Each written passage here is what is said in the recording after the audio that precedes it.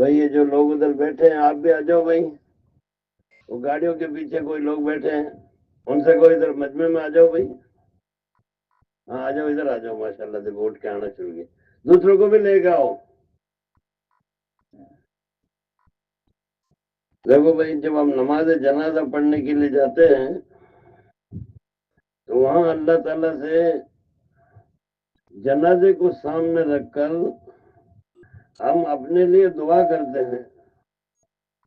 اس کے اندر دعا کے آخر میں اللہ پاک سے ہم یہ مانگتے ہیں کہ وَمَن تَوَفَّيْتَهُ مِنَّا فَتَوَفَّهُ عَلَى الْإِيمَانِ، کہ اللہ پاک جب میرا خاتمہ ہو، اے اللہ پاک جب ہم مریں اور ہمارا جنازہ ہے تو اللہ ایمان کے ساتھ ہمارا جنازہ ہے۔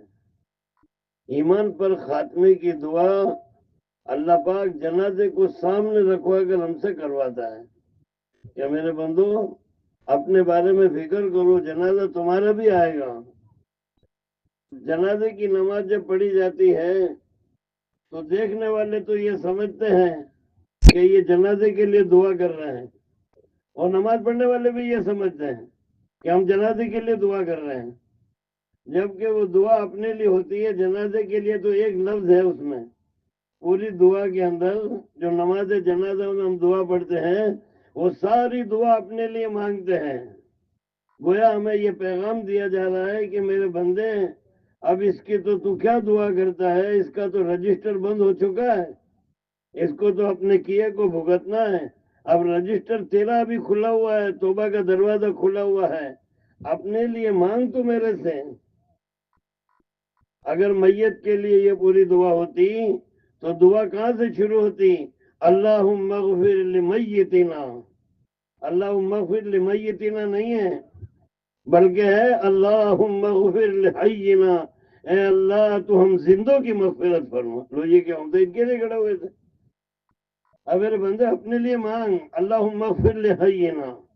اب ہم نے چونکہ نیت تو یہی کی تھی، نماز کی نیت باندھتے وقت کہ جنازے کے لیے دعا کروں گا، اور ہماری نیت پوری ہو جائے اس کے لیے ایک لفظ ہے وہ میتینا، اور اللہ ہماری میت کی بھی مغفرت کر دے۔ وہ شاہدینا و غائبینا، اے اللہ جو موجود ہیں ان کی مغفرت کر دے، اے اللہ جو غائبین ہیں ان کی مغفرت کر دے۔ وہ صغیرنا و کبیرنا، اے اللہ پاک ہمارے چھوٹوں کی مغفرت کر دے، ہمارے بڑوں کی مغفرت کر دے۔ وہ ذکرنا و انسانا، اے اللہ ہمارے مردوں کی مغفرت کر دے، ہمارے عورتوں کی مغفرت کر دے۔ اللہم من احییتہ منا فاحیہ علی الاسلام، اے اللہ جب تک تو ہمیں زندہ رکھے اسلام کے ساتھ، اسلام پر ہمیں زندہ رکھنا۔ ومن توفیتہ منا فتوفہ علی الایمان، اور اے اللہ پاک جب ہماری موت آئے تو اللہ پاک ایمان پر ہمارا خاتمہ کرنا۔ ایمان پر خاتمہ اتنا ضروری ہے اور ایمان کی فکر اتنی ضروری ہے کہ جنازے کو سامنے رکھ کر اللہ ہم سے یہ دعا کرواتا ہے۔ دعا کرو بھئی اللہ ہم سب کا خاتمہ ایمان پر فرمائے۔ اللہ پاک ہمیں مرتے وقت یہ کلمہ پڑھتے پڑھتے مرنے کی توفیق عطا فرمائے۔ اگر خدا نہ خواستہ ہم نے اپنی زندگی کے اندر گڑبڑیں سے رکھی اور اپنی گڑبڑوں سے توبہ نہیں کی تو پاس بیٹھنے والے تو کلمہ پڑھیں گے، مرنے والے کو کلمے کی توفیق نہیں ہوگی۔ اگر زندگی کے اندر گڑبڑیں ہیں تو مرنے والے کو کلمے کی توفیق نہیں ہوتی ہے، پاس بیٹھنے والے کلمہ پڑھتے ہیں۔ علقمہ رضی اللہ تعالیٰ عنہ صحابی ہیں، صحابی کا کتنا بڑا مرتبہ ہوتا ہے۔ ساری دنیا کے اولیاء اللہ ایک صحابی کے مقام تک نہیں پہنچ سکتے، صحابی کا اتنا اونچا مقام ہوتا ہے۔ علقمہ رضی اللہ تعالیٰ عنہ صحابی ہیں، مرنے کا وقت آ گیا، بیوی پاس بیٹھی ہے، بیوی کو پتا ہے کہ ہمارے نبی کی تعلیم ہے کہ جب کوئی مرنے لگے تو اسے کلمہ تلقین کرو، پاس بیٹھ کر کلمہ پڑھو تاکہ وہ بھی کلمہ پڑھ دیں۔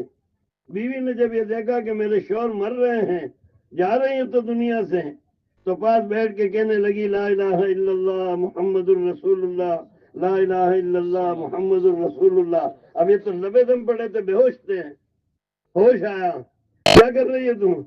کہا میں آپ کو کلمہ تلقین کر رہی ہوں۔ کہ کلمہ مجھے یاد ہے تو پڑھتے کیوں نہیں ہو؟ یہ دیکھو میری طرف ادھر، اب سب دیکھو مجھے، دیکھنے سے بہت سی بات دیکھنے سے سمجھ میں آتی ہے. کہا تالا لگ گیا ہے. کیا لگ گیا ہے؟ علقمہ رضی اللہ تعالیٰ عنہ کہنے لگے اللہ کی بندی کلمہ میرے دل میں ہے، میرے دل میں ایمان ہے اور مجھے کلمہ یاد بھی ہے، لیکن تالا لگ گیا ہے. تالا یہ تو ہوتا ہے ایک روڈ آ جاتی ہے وہ اوپر آنے نہیں دیتی ہے، تالا لگ گیا ہے. کہا میرے تالا لگ گیا، کلمہ پڑھا نہیں جاتا ہے. بیوی گھبرا گئی اور سیدھی اٹھ کر جناب رسول اللہ صلی اللہ علیہ وسلم کی خدمت میں روتی ہوئی پہنچ گئی. یا رسول اللہ میرے گھر میں مصیبت آ گئی. کیا مصیبت آ گئی؟ کہ یا رسول اللہ میرے شوہر مر رہے ہیں، میں کلمہ تلقین کر رہی ہوں، ان سے کلمہ نہیں پڑھا جا رہا ہے. تو ہمارے نبی اس سے زیادہ گھبرا گئے کہ میرا صحابی بغیر کلمے کیسے مر سکتا ہے؟ میرے صحابہ کے تو سب کا اللہ نے جنت کا وعدہ کیا ہے، میرے صحابی بغیر کلمے کیسے جا سکتا ہے؟ کہاں ہے تیرے شوہر؟ کہا گھر ہے یا رسول اللہ. آپ اٹھ کر روانہ ہو گئے تیزی کے ساتھ. پیچھے پیچھے وہ بیوی بھی آ گئی. اب ہمارے نبی جب کسی بیمار کے پاس جاتے تو سرہانے بیٹھتے تھے اور پیار سے سر پر ہاتھ پھیر کر اس کی طبیعت پوچھتے تھے. ہمارے نبی سرہانے بیٹھ گئے، وہ بیوی آ کے قدموں میں بیٹھ گئی. علقمہ رضی اللہ تعالیٰ نے لبے دب پڑے ہیں. ہمارے نبی نے پیار کے ساتھ ہاتھ پھیرا. علقمہ، او علقمہ، علقمہ. یا رسول اللہ آنکھیں کھولی. کیا تکلیف ہے علقمہ؟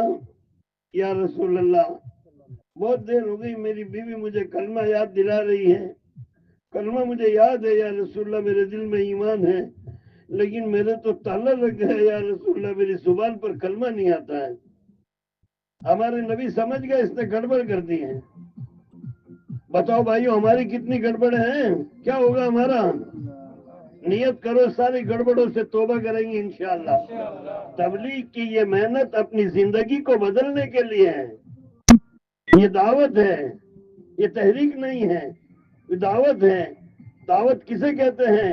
جو اپنے سدھار کے لیے ہو. تحریک اسے کہتے ہیں جو دوسروں کے سدھار کے لیے ہو. اس مبارک محنت میں ہر ایک کو لگا کر اس کی خود کی ذات کے بارے میں فکر مند کیا جاتا ہے کہ ہر آدمی اپنی ذات کے بارے میں فکر کرے کہ میری زندگی کی کوئی گڑبڑ ایسی نہ ہو جائے خدا نخواستہ کہ مرتے وقت میری زبان پر کلمہ رک جائے. ہمارے نبی سمجھ گئے اس نے کوئی گڑبڑ کر دی ہے، اس لیے اس کے تالا لگ گیا ہے. تو آپ نے پوچھا تیرے ماں باپ زندہ ہیں؟ یا رسول اللہ باپ کا تو انتقال ہو گیا، ماں زندہ ہے. کہاں ہے؟ یا رسول اللہ وہ تو میرے سے ناراض ہو کر الگ مکان میں رہتی ہیں.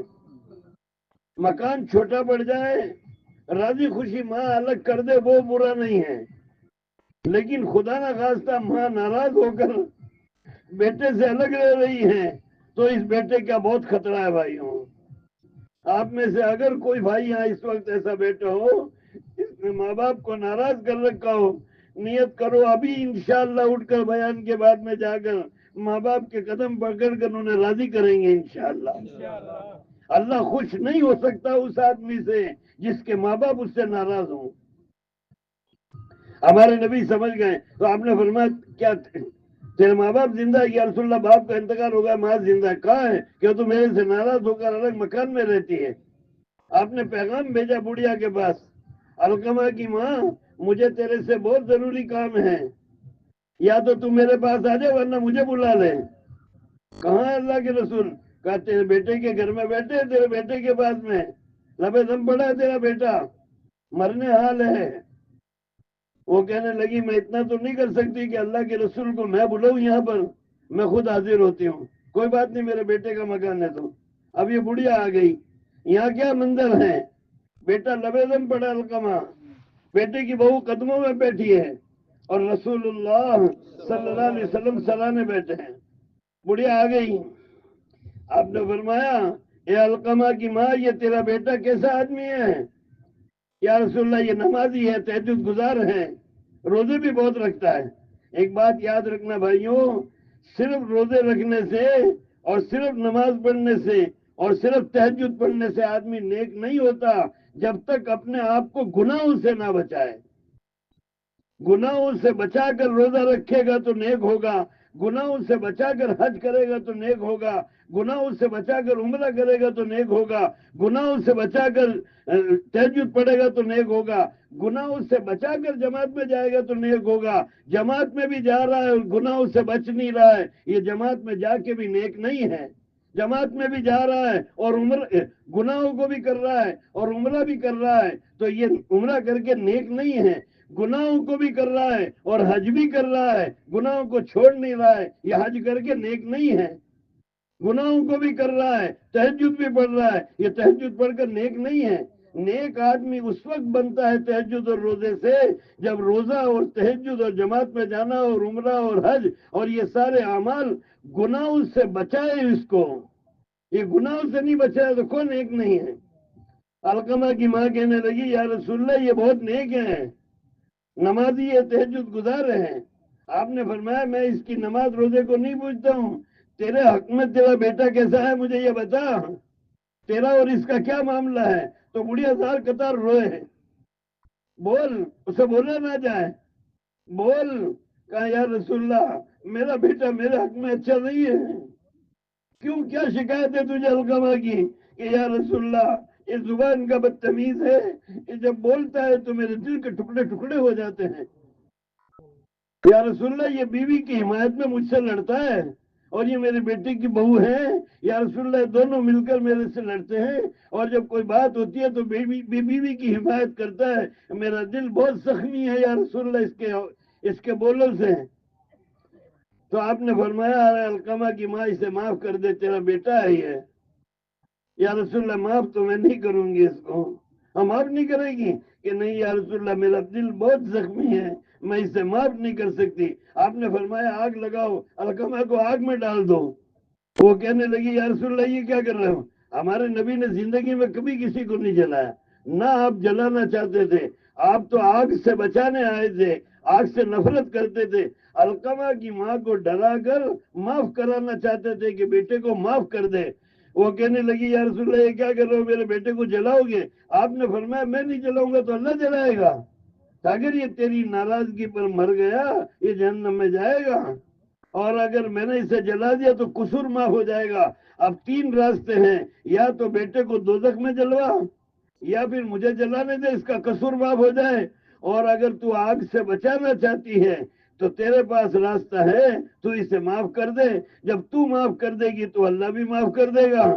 تو وہ علقمہ کی ماں کہنے لگی یا رسول اللہ، اب دیکھو میری طرف، یا رسول اللہ میں اسے معاف کرتی ہوں، معاف کرتی ہوں۔ کہتی وہ تالا کھل گیا، اندر تو ایمان تھا، وہ باہر اوپر آیا کلمہ، اور علقمہ رضی اللہ تعالی عنہ کی زبان پر آیا لا الہ الا اللہ محمد الرسول اللہ، اسی کے ساتھ جان نکل گئی۔ پھر ہمارے نبی نے نلایا، کفن پہنا، نماز جنازہ پڑھی، دفن کر کے جب قبرستان سے آ رہے تھے تو آپ نے فرمایا لوگوں سنو، جس نے ماں باپ کا دل دکھایا اس کے اوپر اللہ کی لعنت ہو، فرشتوں کی لعنت ہو، میری لعنت ہو، اس پر جہنم حرام ہے۔ بھائیوں، اللہ پاک ہمیں اپنے ایمان کے بارے میں فکر مند ہونے کی توفیق عطا فرمائے۔ موت تو ہر حال میں آئے گی، کل نفس ذائقۃ الموت، ہر جاندار کو موت کا مزہ چکھنا ہے، اور ہر ایک کو موت آئے گی۔ وَإِنَّمَا تُوَفَّوْنَ أُجُورَكُمْ يَوْمَ الْقِيَامَةِ، اور تمہارے اعمال کا پورا پورا بدلہ تم کو قیامت کے دن دیا جائے گا۔ فَمَنْ زُحْزِحَ عَنِ النَّارِ وَأُدْخِلَ الْجَنَّةَ فَقَدْ فَازَ، جس کو دوزخ سے بچا لیا گیا اور جنت میں داخل کر دیا گیا یہ کامیاب ہے۔ رہی دنیا کی زندگی، وَمَا الْحَيَاةُ الدُّنْيَا إِلَّا مَتَاعُ الْغُرُورِ، یہ تو دھوکے کا سامان ہے۔ تبلیغ کی یہ محنت یہ ہے کہ ہم ایسا ماحول بنائیں، مسجد وار جماعت کے ذریعے سے، مسجدیں ہر جگہ الحمدللہ ہیں، نماز ہر جگہ ہوتی ہے، امام صاحب ہر مسجد میں رکھے ہوئے ہیں، مؤذن ہر مسجد میں ہیں، اذان ہوتی ہے، نماز ہوتی ہے، لیکن اگر اس کے ساتھ ساتھ مسجد وار جماعت بن جائے اور مسجد وار جماعت اعمال میں لگ جائے تو جتنے مصلی ہیں اور جتنے آنے والے ہیں وہ سب ایک محنت کے اندر لگ جائیں، وہ محنت جس کی محنت کی برکت سے گھر گھر اللہ کا دین پہنچ جائے اور فرد فرد تک اللہ کا دین پہنچ جائے۔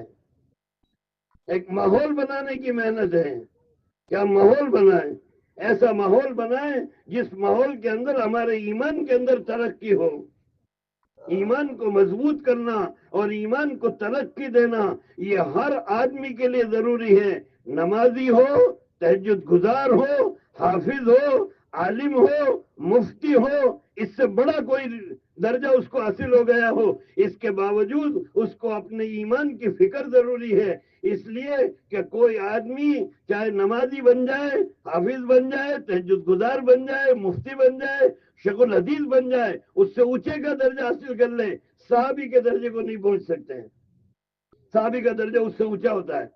اور اللہ کے رسول صحابہ کو فرما رہے ہیں اپنے ایمان کو تازہ کرتے رہا کرو۔ ہمیں شیطان یہ بے کہتا ہے، ارے تو ماشاءاللہ عالم ہے، تو حافظ ہے، تو نمازی ہے، تو تہجد گزار ہے، تجھے کہا ایمان کی محنت کی ضرورت ہے؟ ایمان کی محنت کی ضرورت تو یہ عام لوگوں کو ہے، عوام ان کو محنت کرنی چاہیے ایمان کی، میرا تو ایمان مضبوط ہے۔ جب ہمارے نبی نے یہ فرمایا ایمان کو تازہ کرتے رہا کرو، تو وہ کون لوگ تھے جن کو حضور فرما رہے تھے اعلیٰ درجے کے اہل ایمان، جن کے ایمان پر مہر لگی ہوئی ہے؟ ہمارے کسی ایمان پر مہر لگی ہوئی ہے؟ کیا پتا ہمارا کیا حال ہوگا؟ ان کا ایمان تو سکہ بند ایمان تھا، مہر لگی ہوئی تھی۔ اولئک کتب فی قلوبہم الایمان، کتنا بڑا وعدہ ہے یہ کہ میں نے ان کے دلوں میں ایمان کو جما دیا ہے۔ اولئک هم المؤمنون حقا، یہ لوگ سچے ایمان والے ہیں۔ اولئک هم الراشدون، یہ سب کے سب خوش نصیب ہے، کامیاب ہو گئے یہ۔ وَإِذَا قِيلَ لَهُمْ آمِنُوا كَمَا آمَنَ النَّاسُ، اب کسی کو ایمان لانا ہے تو ایسے ایمان لاؤ۔ اتنے اعلیٰ درجے کے اونچے اہل ایمان کو یوں کہا گیا اپنے ایمان کو تازہ کرتے رہا کرو۔ انہوں نے یہ نہیں کہا یا رسول اللہ ہمارا تو ایمان بہت تازہ ہے، ہم تو آپ کو آنکھوں سے دیکھ رہے ہیں، آپ کے پیچھے نماز پڑھ رہے ہیں، آپ سے قرآن سن رہے ہیں، آپ کے ساتھ جہاد میں چل رہے ہیں، ہمارا تو ایمان بہت تازہ ہے، یہ نہیں کہا۔ بلکہ انہوں نے کہا یا رسول اللہ ایمان کو کیسے تازہ کریں؟ آپ بتاؤ، ہم کریں گے ایمان کو تازہ؟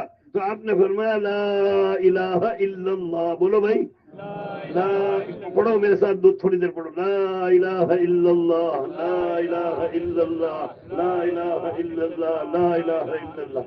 آپ نے فرمایا لا الہ الا اللہ کو کثرت سے پڑھتے رہا کرو، نیت کرو بھئی یہ کلمہ خوب پڑھیں گے انشاءاللہ، بار بار ہماری زبان پر آئے لا الہ الا اللہ، اللہ کے سوا کوئی عبادت کرنے کے لائق نہیں، لا الہ الا اللہ، اللہ کے سوا کوئی جی لگانے کے لائق نہیں، لا الہ الا اللہ، اللہ کے سوا کوئی قیام کے لائق نہیں، لا الہ الا اللہ، اللہ کے سوا کوئی رکوع کرنے کے لائق نہیں، لا الہ الا اللہ، اللہ کے سوا کوئی سجدہ کرنے کے لائق نہیں، لا الہ الا اللہ، اللہ کے سوا کوئی مار نہیں سکتا، لا الہ الا اللہ، اللہ کے سوا کوئی بچا نہیں سکتا، لا الہ الا اللہ، اللہ کے سوا کوئی عزت نہیں دے سکتا، لا الہ الا اللہ، اللہ کے سوا کوئی ذلیل نہیں کر سکتا، لا الہ الا اللہ، اللہ کے سوا کوئی بیمار نہیں کر سکتا، لا الہ الا اللہ، اللہ کے سوا کوئی تندرست نہیں کر سکتا، لا الہ الا اللہ، اللہ کے سوا کوئی زندگی بنا نہیں سکتا، لا الہ الا اللہ، اللہ کے سوا کوئی زندگی بگاڑ نہیں سکتا۔ جو کچھ آج تک ہوا ہے اللہ نے کیا ہے، اب جو کچھ ہو رہا ہے یہ اللہ کر رہا ہے، آئندہ جو کچھ ہوگا یہ اللہ کے کرنے سے ہوگا، لا الہ الا اللہ۔ یہ محنت ہے بھائیوں، یہ زبردست محنت ہے اور ہر ایک کے لیے ضروری ہے کہ ہم اپنا ایمان مضبوط کریں۔ جب ہمارا ایمان مضبوط ہوگا، جب ہمارا ایمان مضبوط ہوگا تو ہمیں ہمارے دل کے اندر اللہ کا خوف اور ڈر پیدا ہوگا۔ آج ہماری بہت بڑی کمی جو ہے وہ کیا ہے؟ نمازیں پڑھ رہے ہیں لیکن ڈر نہیں رہے ہیں، حج کر رہے ہیں ڈر نہیں رہے ہیں، روزہ رکھ رہے ہیں ڈر نہیں رہے ہیں، جماعت میں جا رہے ہیں، چلا لگا رہے ہیں ڈر نہیں رہے ہیں، 4 مہینے لگا رہے ہیں ڈر نہیں رہے ہیں، تعلیم کر رہے ہیں ڈر نہیں رہے ہیں، بیان کر رہے ہیں ڈر نہیں رہے ہیں۔ اللہ ماشاءاللہ، سب کو نہیں کہہ رہا ہوں میں، کچھ ہوں گے اس کے اندر 8 10 15 20 آدمی ایسے جو ڈرتے ہوں گے، انہیں مبارک، ایک عام بات کر رہا ہوں۔ اور ڈر جب تک ہمارے اندر نہیں آئے گا اس وقت تک ہمیں قرآن کا بتایا وہ راستہ بھی نظر نہیں آئے گا۔ الف لام میم، اس کا ترجمہ صرف اللہ کو معلوم ہے۔ ذالک الکتاب لا ریب فیہ، یہ قرآن ایسی کتاب ہے کہ اس میں کوئی شک نہیں ہے۔ ہدل، ہدایت ہے اس میں، لیکن کس کے لیے ہے؟ للمتقین، ڈرنے والوں کے لیے ہدایت ہے۔ جن کے دلوں میں ڈر ہوگا ان کو قرآن کا بتایا ہوا راستہ نظر آئے گا۔ ڈرنے پر اللہ کے وعدے ہیں، وَمَن يَتَّقِ اللَّهَ يَجْعَل لَّهُ مَخْرَجًا، ڈرنے والوں کے لیے اللہ ہر پریشانی میں راستہ نکال دیتے ہیں۔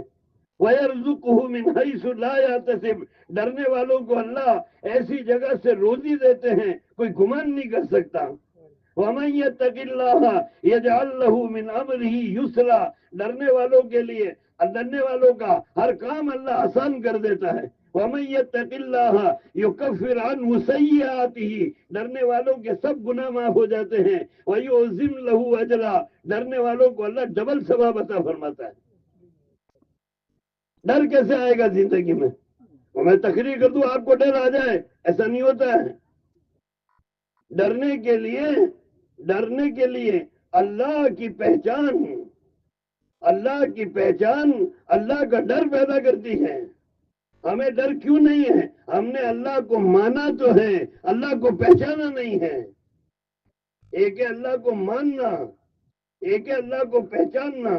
یا ایھا الذین آمنوا آمنوا، ایمان والو ایمان لاؤ، یعنی ایمان والو اپنے ایمان کو مضبوط کرو۔ اللہ کی پہچان، اللہ پاک کی جب تک پہچان نہیں ہوگی، اللہ پاک کی صفات کا استحضار نہیں ہوگا، اللہ پاک کا ڈر ہمارے اندر نہیں آئے گا۔ اس لیے سارے نبیوں نے آ کر اللہ پاک کی پہچان کروائی۔ ہمارے نبی کی زندگی کی جو محنت ہے، اس محنت کا اکثر حصہ اللہ پاک کی پہچان کرانے میں ہے۔ لوگوں اللہ کو پہچانو، اللہ کون ہے، اللہ کتنی بڑی طاقت اور قدرت کا مالک ہے، جو چاہے سو کریں، کسی چیز کا پابند اور محتاج نہیں۔ قل اللہم مالک الملک، اے میرے نبی کہو بادشاہوں کا بادشاہ اللہ ہے۔ تؤتی الملک من تشاء، جس کو چاہتا اختیار دے دیتا ہے۔ وتنزع الملک ممن تشاء، جس سے چاہتا اختیار چھین لیتا ہے۔ وتعز من تشاء، جس کو چاہتا عزت دیتا ہے۔ وتذل من تشاء، جس کو چاہتا ذلیل کرتا ہے۔ بیدک الخیر، تمام بھلائیاں اللہ کے ہاتھ میں ہیں۔ وہو علی کل شیء قدیر، اللہ ہر چیز پر مکمل قدرت رکھتا ہے، جو چاہے سو کرے۔ ہم جو سوچ نہیں سکتے اللہ وہ کر سکتا ہے۔ وَاذْكُرْ فِي الْكِتَابِ مریم، اے میرے نبی ان کو مریم کا قصہ تو سناؤ، تاکہ یہ اللہ کی قدرت اور طاقت کو پہچانے۔ اللہ کون ہے، اللہ کتنی بڑی طاقت اور قدرت کا مالک ہے۔ یہ قرآن میں جتنے اللہ نے قصے بیان کیے ہیں، کہانیاں نہیں ہیں۔ لَقَدْ كَانَ فِي قَصَصِهِمْ عِبْرَةٌ لِأُولِي الْأَلْبَابِ، ان قصوں کے اندر عبرت حاصل کرنے والوں کے لیے بہت زبردست۔ Thanks for watching. Don't forget to like, comment, share and subscribe to Al Wahid channel.